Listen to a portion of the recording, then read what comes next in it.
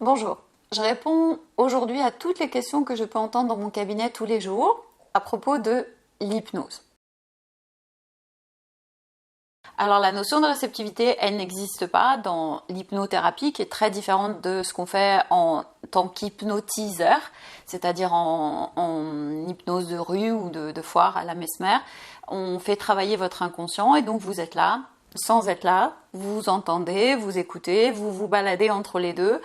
C'est ce qu'on appelle un état de conscience modifié où vous vous baladez entre deux états, mais vous ne dormez pas. C'est un état un peu somnolent, on peut sortir un petit peu bizarre, mais en tout cas, il n'y a pas de réceptivité. Il y a des gens plus contrôlants que d'autres, mais ça n'empêche pas le travail de se faire, donc il n'y a aucun problème. Je n'ai absolument aucun pouvoir sur les personnes qui viennent me voir, tout simplement parce que c'est votre inconscient.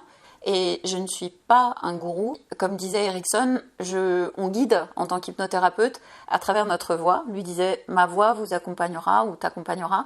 Et ma voix vous guide en fonction de votre objectif, pas du mien. Mon objectif à moi, c'est d'entrer dans votre monde avec douceur et bienveillance pour que vous puissiez régler le problème que vous êtes venu régler, mais vous irez jusqu'où vous serez capable d'aller.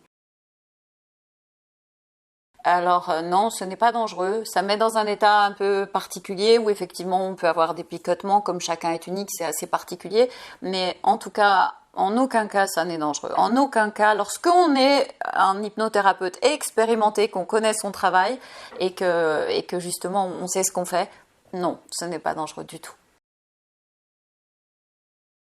Bien sûr que non, parce que à un moment donné, je vais vous ramener et on passe de l'extérieur vers l'intérieur, puis de l'intérieur vers l'extérieur. Et quand je fais des enregistrements, les gens effectivement peuvent parfois s'endormir et rester sur leur lit, mais ils savent, l'inconscient sait que là je peux rester tranquille pendant 4-5 heures et dormir même toute la nuit, mais l'inconscient sait et m'entend aussi, et maintenant il faut revenir. Alors non, vous n'allez pas rester bloqué sur ma banquette, ça m'est jamais arrivé. Parfois les gens mettent un peu de temps à revenir, c'est vrai, mais voilà, en aucun cas vous n'allez être bloqué, non, non. Lorsqu'on sort d'une séance d'hypnose, on est un petit peu bizarre. Des fois, je regarde les gens, je les accompagne jusqu'à la porte et effectivement, ils marchent un peu bizarrement. Une biseau, je me sens bizarre, ça fait bizarre. Et c'est cette sensation bizarre, il faut l'accepter parce qu'il y a eu un travail. Mais je conseille toujours aux gens s'ils reprennent la voiture, de bien prendre le temps d'aérer, d'ouvrir la fenêtre, de respirer profondément. Et tout dépend des gens aussi. C'est vrai qu'il y a des gens à qui je dis allez faire un petit tour du parc parce que en face de chez moi il y a un parc. Mais on n'a pas besoin d'être accompagné. On reprend ses esprits et c'est pas quelque chose qui va durer 3-4 heures, en aucun cas.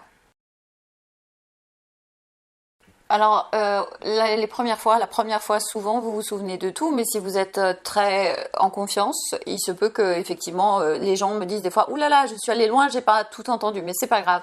En fait, c'est pas votre conscient qui m'intéresse, c'est ce que fait l'inconscient, donc c'est parfait.